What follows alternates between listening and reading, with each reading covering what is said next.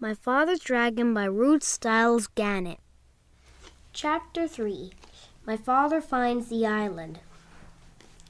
My father hid in the hold for 6 days and nights.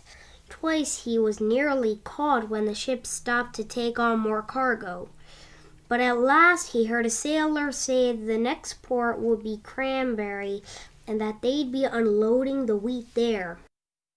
My father knew that the sailors would send him home if they caught him, so he looked in his knapsack and took out a rubber band and the empty grain bag with the label saying Cranberry.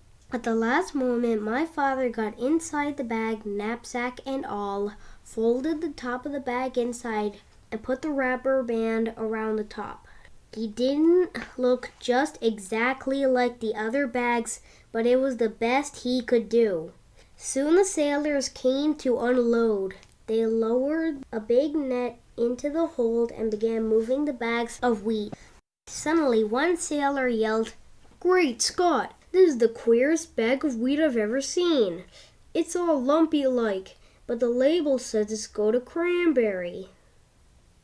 The other sailors looked at the bag too, and my father, who was in the bag, of course, tried even harder to look like a bag of wheat. Then the other sailor felt the bag, and he just happened to get hold of my father's elbow. "I know what this is," he said. "It's a bag of dried corn on the cob." He dumped my father into the big net along with the bags of wheat. This all happened in the late afternoon.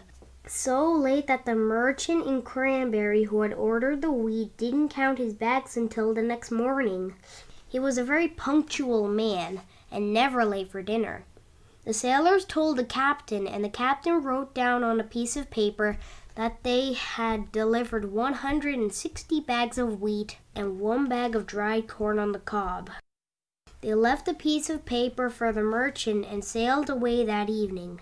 My father heard later that the merchant spent the whole next day counting and recounting the bags and feeling each one and trying to find the bag of dried corn on the cob. He never found it because as soon as it was dark, my father climbed out of the bag. He folded it up and put it back in his knapsack. He walked along the shore to a nice sandy place and lay down to sleep. My father was very hungry when he woke up the next morning. Just as he was looking to see if he had anything left to eat, something hit him on the head. It was a tangerine. He had been sleeping right under a tree full of big fat tangerines. And then he remembered that this was the island of Tangerina. Tangerine trees grew wild everywhere.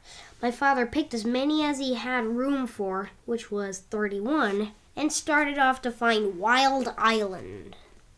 He walked and walked and walked along the shore looking for the rocks that joined the two islands. He walked all day, and once he met a fisherman and asked him about Wild Island. The fisherman began to shake and couldn't talk for a long while. It scared him that much just thinking about it. Finally, he said, "Many people have tried to explore Wild Island, but no one has come back alive. We think they were eaten by the wild animals." This didn't bother my father. He kept walking and slept on the beach again that night. It was beautifully clear the next day, and way down to the shore my father could see a long line of rocks leading out into the ocean. And way, way out at the end he could just see a tiny patch of green. He quickly ate 7 tangerines and started down the beach. It was almost dark when he came to the rocks, but there, way out in the ocean, was the patch of green. He sat down and rested for a while, remembering that the cat had said, "If you can go out to the island that night, because then the wild animals won't see you coming along the rocks, you can hide when you get there." So my father picked 7 more tangerines, put on his black rubber boots, and waited for dark. It was a very black night, and my father could hardly see the rocks ahead of him. Sometimes they were quite high, and sometimes the waves almost covered them, and they were slippery and hard to walk on. Sometimes the rocks were far apart, and my father had to get a running start and leap from one to the next. After a while, he began to hear a rumbling noise. It grew louder and louder as he got nearer to the island. At last it seemed as if he was right on top of the noise, and he was. He had jumped from a rock onto the back of a small whale who was fast asleep and cuddled up between two rocks.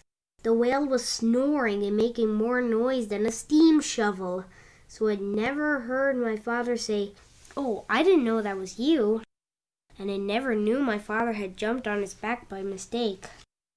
For 7 hours, my father climbed and slipped and leapt from rock to rock. But while it was still dark, he finally reached the very last rock and stepped off onto Wild Island.